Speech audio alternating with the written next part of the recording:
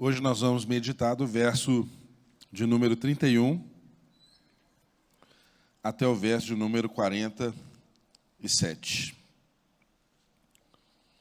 João, capítulo 5, do verso 31 ao verso de número 47. Façamos aí a leitura do texto, então. Se testifico acerca de mim mesmo, o meu testemunho não é válido. Há outro que testemunha em meu favor, e sei que o seu testemunho, a meu respeito, é válido. Vocês enviaram representantes a João, e ele testemunhou da verdade. Não que eu busque testemunho humano, mas menciono isso para que vocês sejam salvos. João era uma candeia que queimava e irradiava luz, e durante certo tempo vocês quiseram alegrar-se com a sua luz. Eu tenho um testemunho maior que o de João. A própria obra que o Pai me deu para concluir e que estou realizando, testemunha que o Pai me enviou. E o Pai que me enviou, Ele mesmo testemunhou a meu respeito. Vocês nunca ouviram a sua voz, nem viram a sua forma, nem a sua palavra habita em vocês, pois não creem naquele que me enviou.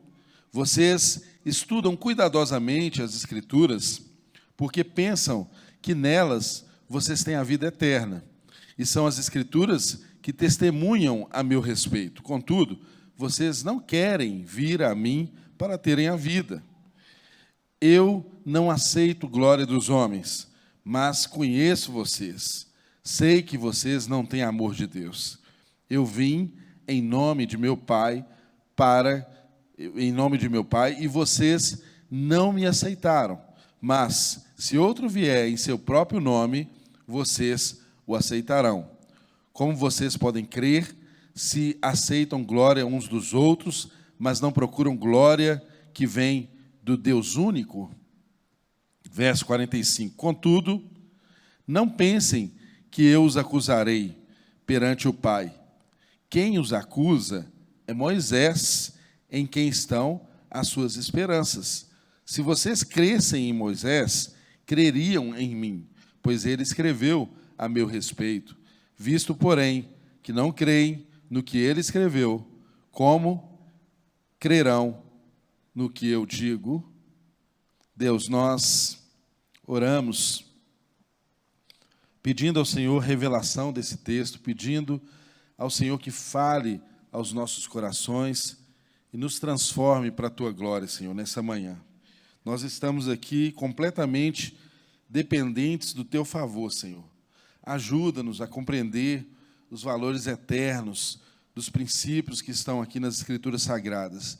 Ajuda-nos, ó Deus, a nos enxergarmos dentro desse texto e aplicar às nossas vidas essas verdades eternas, para que a gente seja, de fato, guardado em Ti, salvos por Ti, e crentes, completamente crentes no Senhor Jesus. Ajuda quem vai falar, a quem vai comunicar, ajuda quem vai ouvir, tire de nós qualquer impedimento, qualquer distorção nas palavras, e faça-nos, ó Deus, deleitar nessa manhã de um ensino que seja, de fato, transformador nas nossas vidas. Essa é a oração que fazemos em nome de Jesus. Amém e amém. Irmãos, nós retornamos aqui, então, à série de mensagem do Evangelho de João. Fizemos uma pausa na semana passada, quando tivemos uma mensagem especial aqui no Dia das Mães. E hoje retomamos exatamente de onde paramos, no capítulo 5, agora a partir do verso de número 31, quando começa a ser tratado aqui testemunhos acerca de Jesus. Nós vimos que Jesus, na sessão anterior, quando nós estudamos e meditamos na palavra de Deus aqui na igreja, nós vimos que Jesus demonstrou claramente que ele era uma autoridade estabelecida pelo Pai e tinha poder de fazer as pessoas ressurgirem. Ele tinha nas suas mãos o poder da ressurreição. Não apenas a ressurreição que traz a pessoa da vida biológica de volta, como Jesus várias vezes fez isso enquanto estava aqui na terra. Ele ressuscitou pessoas, ele marcou esse sinal de ter o poder sobre a morte. Mas Jesus também nos mostra no texto anterior, para contextualizarmos o que estamos estudando aqui, que ele tem o poder de operar em nós uma ressurreição que todo ser humano precisa experimentar. Porque, de fato, a ressurreição física, biológica, pouquíssimas pessoas experimentaram. E até mesmo aqueles que experimentaram essa ressurreição, não é? Quem de nós não se lembra aqui do exemplo de Lázaro, não é? Que já estava morto há dias, já estava possivelmente em estágio avançado de decomposição, o seu corpo físico. Mas Jesus chegou ali diante do túmulo daquele amigo de alguém que tinha relacionamento com ele. Jesus chorou. É o menor versículo da Bíblia, porque uma das coisas lindas que a palavra de Deus nos ensina é que o nosso Deus, ele se identifica conosco. Nós cremos em um Deus que é humano como nós. Por isso Jesus, mesmo sendo ele a ressurreição e a vida, ele chora diante da morte e do sofrimento humano. E ali naquela ocasião ele ressuscitou a Lázaro. Ele disse: Lázaro, sai para fora. E eu até brinquei na semana passada aqui que se ele não tivesse dito o nome, não é? Todos os mortos teriam ressuscitado naquele momento, né? Ele disse Lázaro e só saiu Lázaro do túmulo, porque ele tem todo o poder, ele é o rei do universo, ele é o rei da glória, ele pode todas as coisas. Então, ele ressuscitou a Lázaro.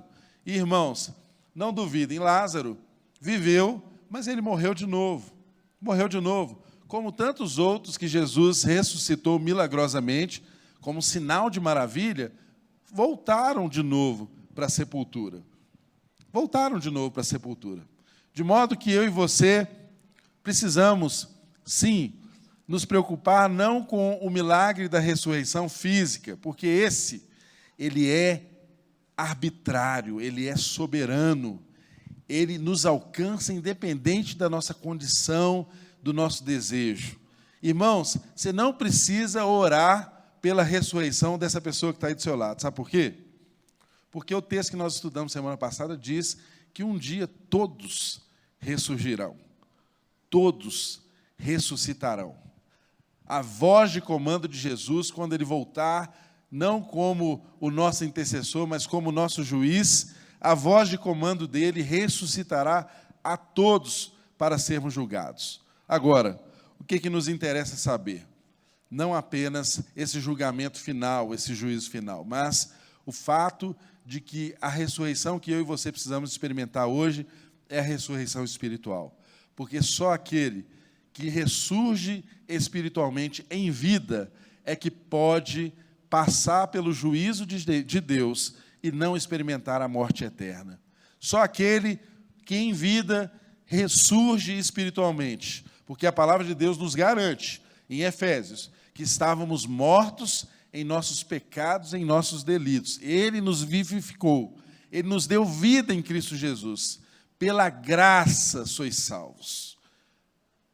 Pela graça sois salvos. Então, se eu e você experimentarmos essa ressurreição, de sermos mortos espirituais que foram vivificados pela graça de Deus, aí nós podemos passar por essa vida tranquilos, de que a segunda morte não tem efeito sobre nós, porque nós já habitamos naquele que venceu a morte, naquele que é a vida, naquele que nos garante a vida. Passaremos pelo juízo, mas não um juízo que nos condenará à morte eterna. E Jesus deixou muito claro no texto anterior que ele tem o poder de ressuscitar, mas que ele voltará. E quando ele voltar, ele será juiz e julgará a todos, não por ele mesmo, mas eu julgo apenas conforme ouço, e o meu julgamento é justo, pois não procuro agradar a mim mesmo, mas aquele que me enviou. Ou seja, a graça foi oferecida a todos. E às vezes, o que acontece conosco é o mesmo que invariavelmente acontecia com esses judeus nos tempos de Jesus. Eles viam a luz, mas não queriam ir para a luz, porque a luz reprovaria as suas más obras. Porque onde a luz chega, as trevas dissipam, mas as nossas más obras são expostas. E o Evangelho começa a, então, nos corrigir segundo Deus. Os judeus não aceitavam esse testemunho. Então, por isso, Jesus deixou muito claro, olha, a sentença está dada, mas são vocês que estão escolhendo qual o veredito querem para as suas vidas. Eu e você temos aqui nessa manhã a oportunidade de continuarmos a meditar acerca do que Jesus falou de si mesmo, para confirmar a verdade de que esse juízo vem e de que nenhum ser humano escapará disso. Não há nenhum sequer que pode escapar do juízo de Deus. E eu e você temos que ter a consciência clara de que nós não sabemos o dia nem a hora em que ele virá sobre as nuvens com poder e glória. Mas um fato é verdadeiro. Se eu ou você fecharmos os olhos nessa terra hoje, não haverá mais nenhuma oportunidade para nós, porque as Escrituras Sagradas nos mostram claramente que após a morte é o juízo. Isso equivale a dizer que se você fechar os seus olhos hoje para essa vida, não há mais nenhuma oportunidade antes do juízo. Eu e você precisamos caminhar com essa consciência tranquila, porque aquele que anda sabendo que dará conta da sua vida, dos seus atos, que se apresentará um juízo, esse anda conscientemente, porque sabe que prestará conta de tudo que faz, das escolhas que fez, da vida que escolheu. Se escolheu a vida ou se escolheu as trevas, se rejeitou ou se abraçou a luz, mesmo que ela nos mostre aquilo que de fato somos e precisamos melhorar. Esse é o convite. E Jesus, então, nesse texto que nós lemos, ele começa a trazer, assim, comprovações para que aquele povo cresce, de fato, em que ele era o Filho de Deus. Não se esqueça, irmãos, enquanto nós estudamos aqui o Evangelho de João, essa era uma das principais razões pelas quais esse Evangelho foi escrito, quase 30 anos depois dos outros evangelhos já estarem escritos.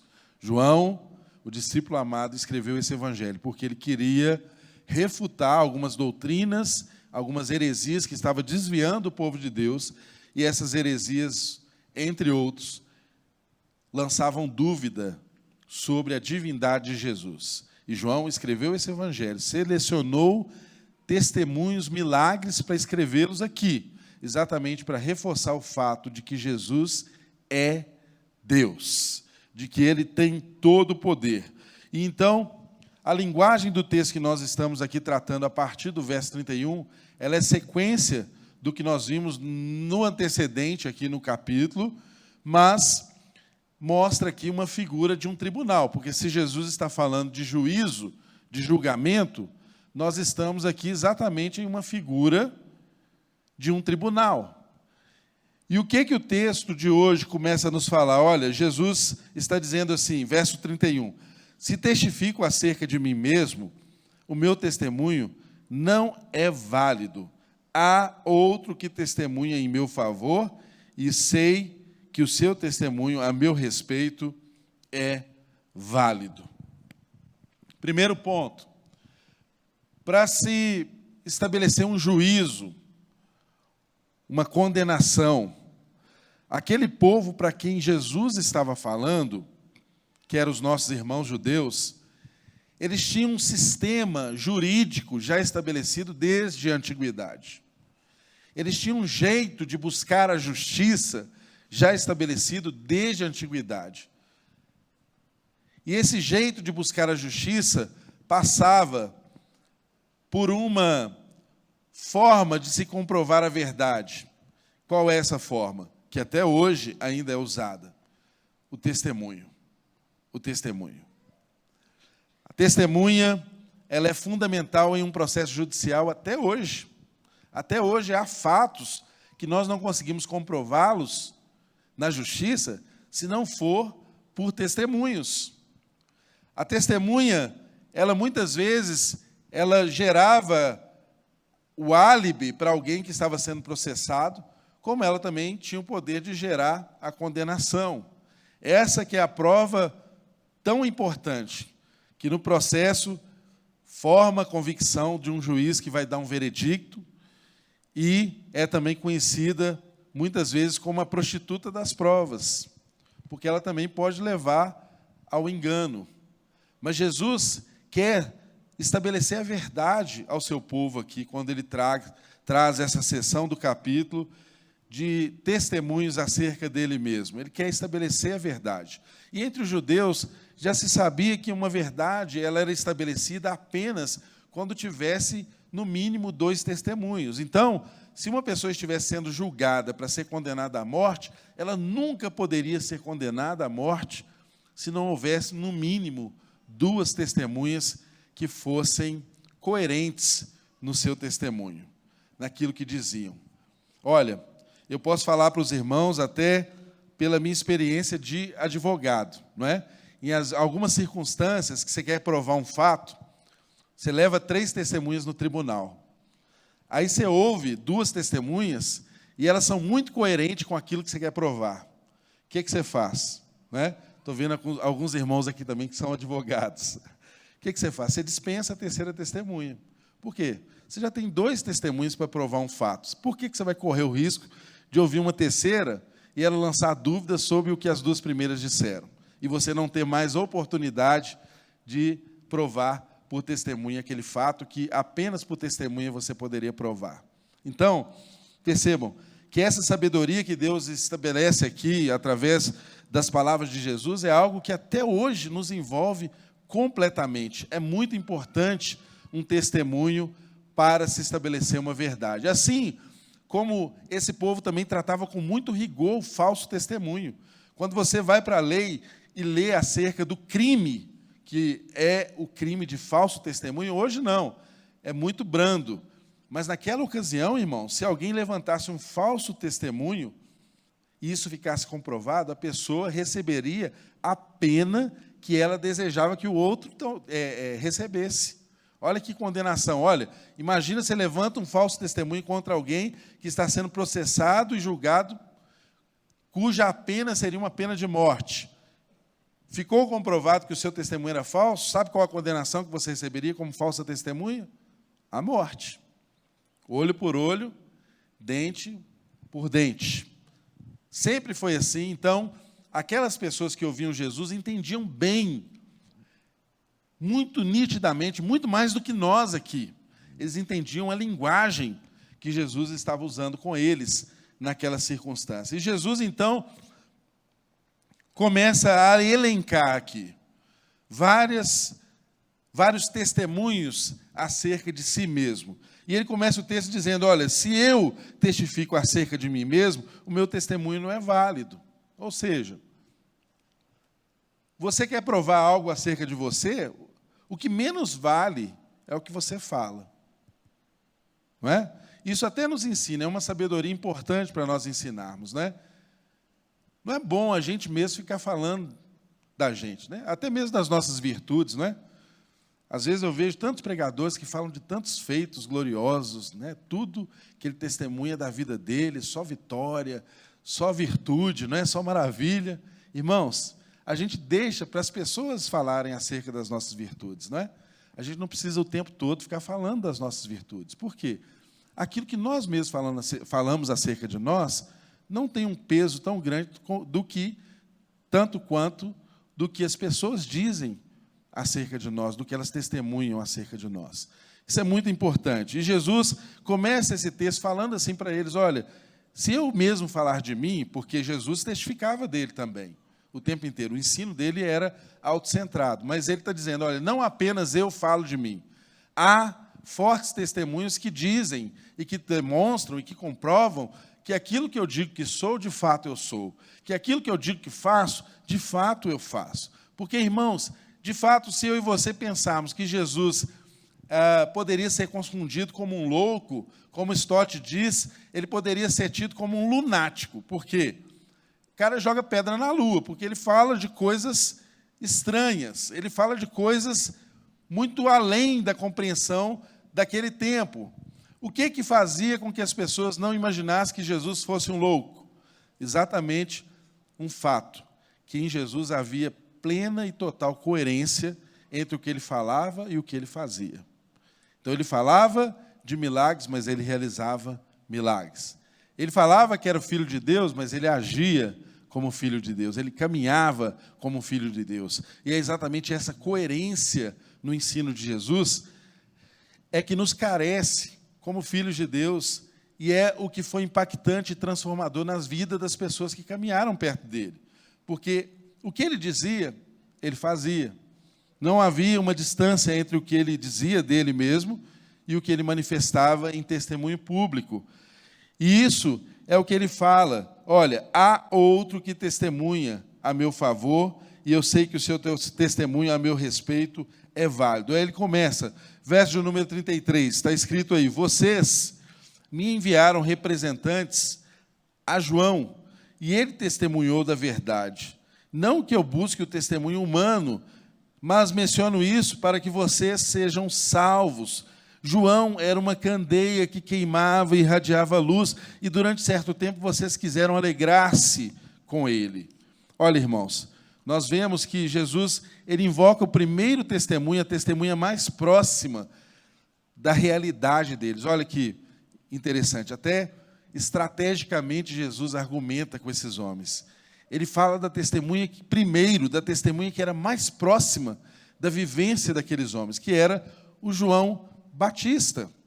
E Jesus, quando fala disso, ele está remetendo ao que nós estudamos há poucas semanas atrás, João dando o seu testemunho acerca de Jesus, no capítulo 1 do Evangelho de João. Quando ele diz assim, as pessoas procuravam por ele, porque ele se tornou um fenômeno. Era o profeta que falava, era a voz de Deus depois de 400 anos de silêncio em Israel. Era fenomenal o que João estava fazendo, anunciando o Evangelho, abrindo caminhos para Jesus e dizendo: olha, arrependam-se, porque é chegado o reino dos céus. Arrependam-se. E eles ficaram curiosos e procuraram João e perguntaram a João quem ele era. E o texto do capítulo 1 de João, do Evangelho de João, diz, a partir do verso 20, João respondendo a eles, é exatamente o que Jesus está dizendo: olha, vocês enviaram representantes a João, e ele testemunhou a verdade. E qual verdade que João testemunhou? Lá no capítulo 1 do Evangelho de João, ele diz assim: eu não sou Cristo. Aí perguntaram para ele quem é. Você é Elias? Ele: eu não sou. Você é profeta? Eu não. Aí perguntaram finalmente: quem é você? Dá-nos uma resposta para nós levarmos acerca do que você diz de você mesmo. Eu sou a voz do que clama no deserto. Faça um caminho reto para o Senhor. Aí ele diz mais: eu batizo vocês com água, mas entre vocês estará? Não, está escrito lá, entre vocês está, em João 1:26. Respondeu João: eu vos batizo com água, mas entre vocês está alguém que vocês não conhecem. Ele é aquele que vem depois de mim, e não sou digno de desamarrar as correias das suas sandálias. João dando testemunho acerca de Jesus. Mais um pouquinho, no versículo de número 32 do capítulo 1 ainda está escrito assim: então João deu o seguinte testemunho. Está parecendo ata de audiência isso aqui, não é? João deu o seguinte testemunho. O que diz? Eu vi o Espírito descer dos céus como uma pomba e permanecer sobre ele. Eu não o teria reconhecido se aquele que me enviou para batizar com água não me tivesse dito: aquele sobre quem você vira o Espírito descer e permanecer, esse é o que batiza com o Espírito Santo. Eu vi e testifico que este é o Filho de Deus. Olha, Jesus provando para esse povo com quem ele dialogava: olha, esse homem que vocês procuraram, que vocês admiram, que vocês seguiam, que era uma candeia, que era uma luz que iluminava o caminho de vocês, há pouco vocês foram até ele, e ele disse acerca de mim o quê? Que eu sou aquele que ele não era digno de desatar as sandálias. Que eu sou aquele que segue batizando não apenas com água, mas com o Espírito de Deus. Então, ele levanta a primeira testemunha para que aqueles homens crescem que ele fosse o Filho de Deus. E o texto continua dizendo, Jesus diz aqui no verso de número 36, eu tenho um testemunho maior do que o de João. A própria obra que o Pai me deu para concluir e que estou realizando. Testemunha que o Pai me enviou. E o Pai que me enviou, ele mesmo testemunhou a meu respeito. Vocês nunca ouviram a sua voz, nem viram a sua forma, nem a sua palavra habita em vocês, pois não creem naquele que me enviou. Então, depois de levantar diante deles uma testemunha forte, presente, Jesus levanta aqui um segundo testemunho. Olha, ainda que vocês não crescem em João, ainda que vocês não recebessem o que João diz sobre mim, vocês podem olhar as obras que faço, e elas testemunham que eu sou o Filho de Deus. E olha, irmãos, Jesus pegou a fala que eles mesmos costumavam dizer, porque quando procuravam Jesus, lembram de Nicodemos quando foi até ele, falando assim, olha, ninguém pode fazer as coisas que o Senhor faz, se não o faz da parte de Deus. Absolutamente, era algo tão patente aos olhos de todos. Jesus era o Filho de Deus, ele falava em nome de Deus, era o representante de Deus, mas ele dava testemunho disso e disse, olha, o meu testemunho é maior que o testemunho de João. Se João vos convocou ao arrependimento, ao batismo do arrependimento, eu vos convoco ao batismo no Espírito Santo, que faz de vocês uma nova criatura, um novo ser em Deus. Todo aquele que recebe de Deus essa graça maravilhosa se torna um novo ser em Cristo Jesus. Jesus está afirmando categoricamente que o ministério dele é maior do que o ministério de João.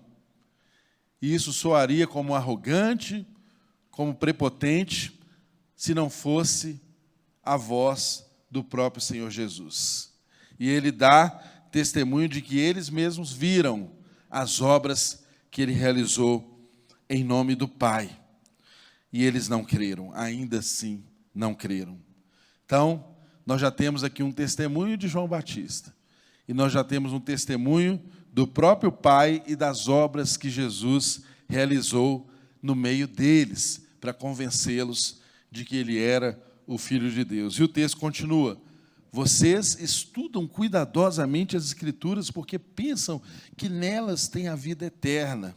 E são as Escrituras que testemunham a meu respeito. Contudo, vocês não querem vir a mim para terem a vida.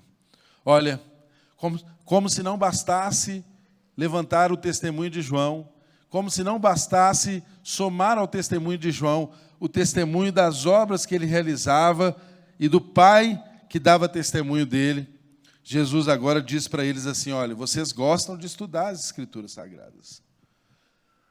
Vocês analisam o texto sagrado com esmero, porque vocês julgam que dela vocês alcançam a vida eterna.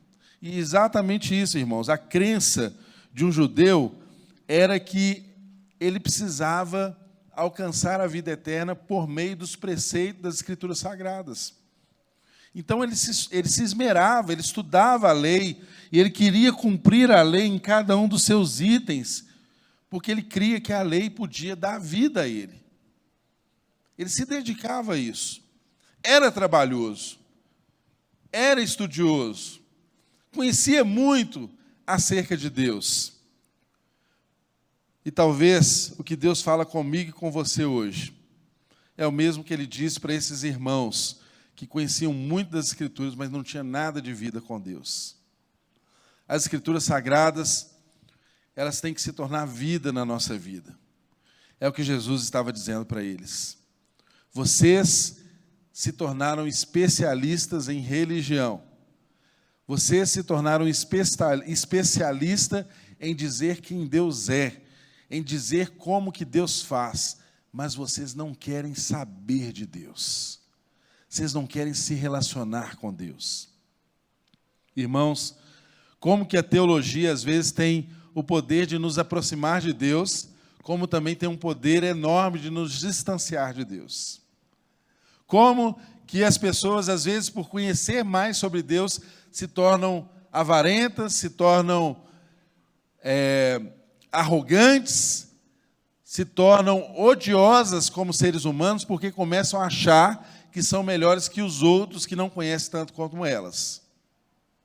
Como que o ensino e o conhecimento se tornam uma vaidade perigosa no coração humano, e como que tantas pessoas caminham anos e anos conhecendo as Escrituras Sagradas, letra por letra, mas não conhecendo Deus das Escrituras Sagradas. Conhece todas as correntes filosóficas, teológicas, tem explicação para tudo, mas não tem relacionamento com Deus. Conhece as Escrituras, mas não conhece o Deus das Escrituras. Olha o que Jesus está dizendo para eles: olha, vocês julgam que nas Escrituras Sagradas há o caminho de salvação para vocês. Olha, no entanto, as Escrituras são testemunha a meu respeito, contudo vocês não querem vir a mim para terem a vida. Jesus está dizendo: olha, a Escritura que você crê, se iluminada pelo Espírito de Deus, ela te mostra que o tempo inteiro ela sempre falou de mim. Vocês não querem enxergar essa verdade. Ah, irmãos, como é triste de às vezes haver verdades estampadas diante de nós que nós não queremos enxergar.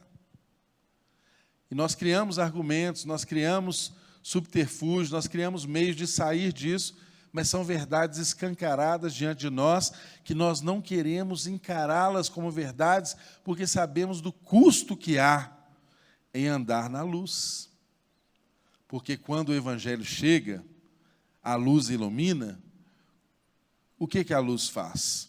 Ela dissipa as trevas e mostra o verme que a gente é.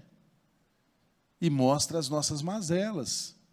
E mostra as nossas dificuldades.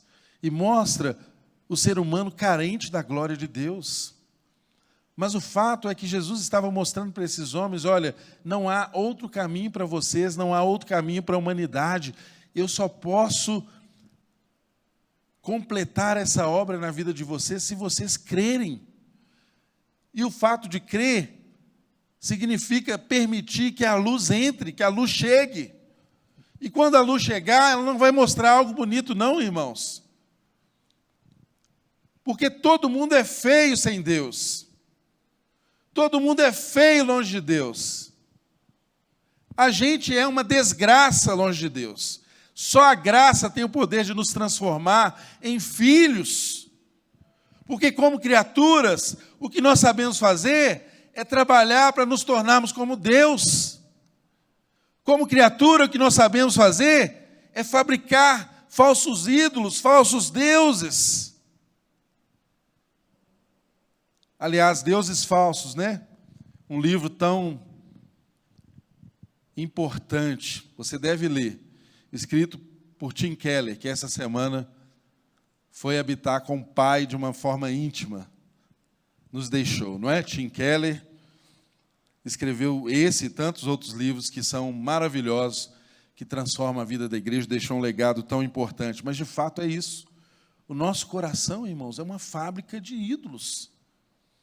O tempo inteiro nós fabricamos ídolos porque, às vezes, não queremos nos deparar com a verdade que mostra, que revela quem nós somos. As nossas mazelas, as nossas dificuldades, mas um fato há: não há como sermos trabalhados e sermos transformados sem nos expormos à luz do Evangelho. É só a luz que mostra onde precisa ser trabalhado. Sem nos expormos à luz, o Evangelho não tem o poder de nos salvar de nós mesmos. O que Jesus está mostrando para esses homens: olha, vocês precisam ser salvos de vocês mesmos, porque a luz está aqui à disposição.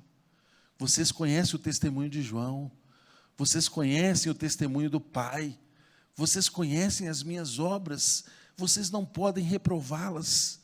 Vocês sabem que quem faz o que eu faço só pode fazê-lo da parte de Deus. Por que vocês não me aceitam? Por que vocês não creem em mim? Se as próprias Escrituras Sagradas, das quais vocês julgam ter a vida, elas testemunham acerca de mim.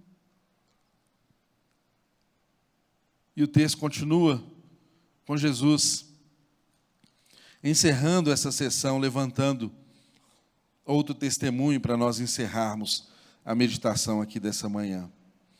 Ele diz assim: eu não aceito a glória dos homens, mas conheço vocês. Ah, Jesus nos conhece. Ele nos conhece. Ele sabe o que a gente pensa, Ele sabe o que a gente sente, Ele sabe quando a gente fala o que a gente não pensa e o que a gente não sente.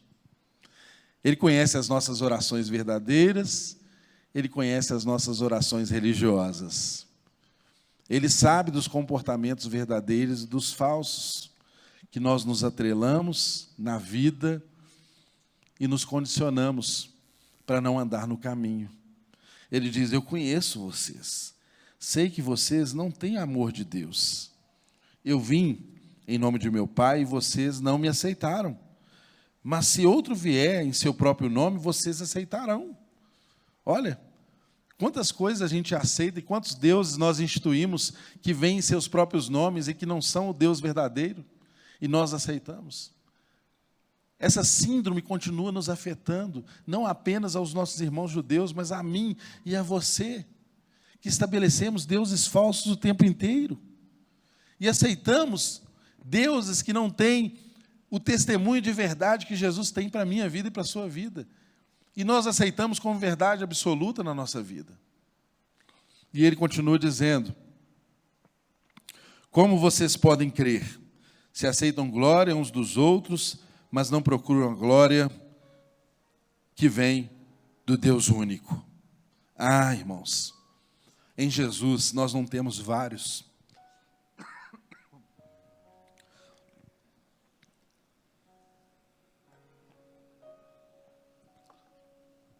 Algo que é categórico no Evangelho. Em Jesus nós não temos vários caminhos que levam a Deus. Jesus é único. Ele é único. Não tem outro. É exclusivo. Vivemos tempo em que as pessoas relativizam tudo e pensam em encontrar Deus de várias formas. Porque o Evangelho nos ensina que Jesus é único, Ele é absoluto, Ele não é um caminho, Ele é o caminho. Ele não é uma verdade, Ele é a verdade. Ele não é uma alternativa de vida, Ele é a vida. E ninguém, sem qualquer exclusão, vai ao Pai, ou vem ao Pai de onde Ele fala. Ninguém vem ao Pai, senão por mim. O próprio Jesus diz isso. E ele continua dizendo: contudo, não pensem que eu os acusarei perante o Pai. Quem os acusa é Moisés, em quem estão as suas esperanças. Se vocês crescem em Moisés, creriam em mim, pois ele escreveu a meu respeito. Visto, porém, que não creem no que ele escreveu, como crerão no que eu digo a vocês? Olha, Jesus levanta aqui a sua última testemunha, a sua última cartada com esses irmãos. Ele então fala daquele que eles veneram tanto, que eles amam tanto, Moisés. Moisés, que foi o legislador daquele povo, que estabeleceu o vínculo daquele povo com Deus, que os libertou do Egito, que os formou como nação. Moisés, que era um símbolo da religiosidade daquele povo. Jesus diz: vocês não creem em Moisés. Vocês não creem naquilo que dizem que creem. Porque se vocês crescem em Moisés, vocês verão nas Escrituras Sagradas que ele fala de mim. Vocês verão naquilo que ele escreveu. Vocês enxergarão no Pentateuco o tempo inteiro a revelação. A começar de que o filho da mulher, o descendente da mulher, haveria de pisar a cabeça da serpente. Está lá no Gênesis. A começar e caminhar por aquele que seria levantado para curar todas as doenças. Vocês não querem ver. Vocês não querem enxergar. Irmãos, essa é uma realidade que ainda nos alcança nos dias de hoje. O texto diz que quem os acusa é Moisés, em quem está as esperanças deles. Olha como é inovador. Jesus não está dizendo para eles assim: olha, vocês serão julgados e condenados, não porque eu estou dizendo que serão condenados, mas vocês serão acusados pelas esperanças que são as verdadeiras expectativas dos seus corações. É o Moisés que vocês adoram, que vocês veneram, e que já diz sobre mim, os preceitos que ele trouxe, já acusa vocês. E olha, irmão, nós não podemos sair daqui dessa manhã com a plena consciência de uma coisa. A plena e total consciência de uma coisa. Se vocês crescem em Moisés, creriam em mim, pois ele escreveu a respeito de mim.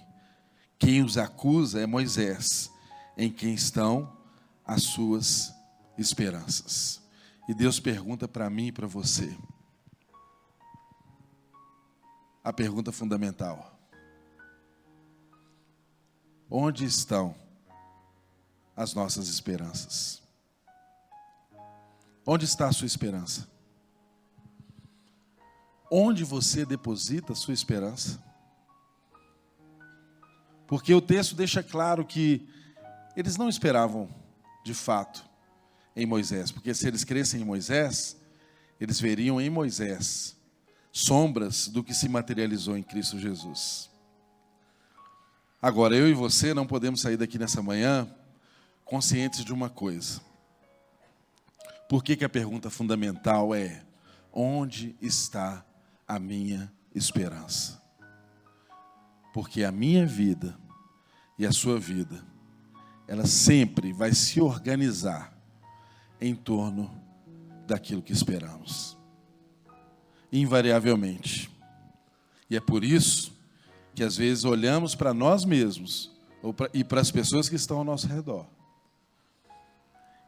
e fazemos logo o juízo, o diagnóstico. Olha, essa pessoa não crê naquilo que ela diz que crer.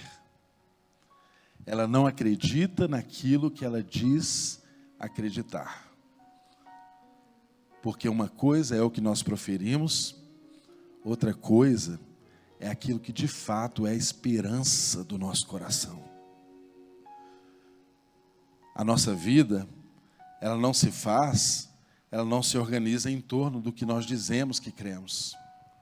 A nossa vida, ela se faz e ela se organiza em torno das nossas reais esperanças, as mais profundas expectativas do nosso coração. Será que Jesus é a sua real esperança? Será que Jesus é a maior expectativa do seu coração? E será que a forma como a sua vida se organiza mostra que Jesus de fato é a sua maior esperança? Mostra que de fato Jesus é a sua maior expectativa? Eu acho que nós precisamos ir para casa hoje com essa pergunta no nosso coração. O que molda o caminho que eu tenho construído? O que molda a fé que eu tenho? A esperança que eu trago no coração. E todos aqueles que esperam em Cristo Jesus não serão decepcionados. Todos aqueles que esperam em Cristo Jesus olham para a vida com a expectativa correta, com a esperança certa. Todos aqueles que esperam em Cristo Jesus trabalham, não para ficar rico, não para se tornarem milionários, mas trabalham por causa de uma esperança. Eu espero em Deus que a nossa esperança seja cada vez mais alinhada com aquilo que Deus espera de nós. Amém?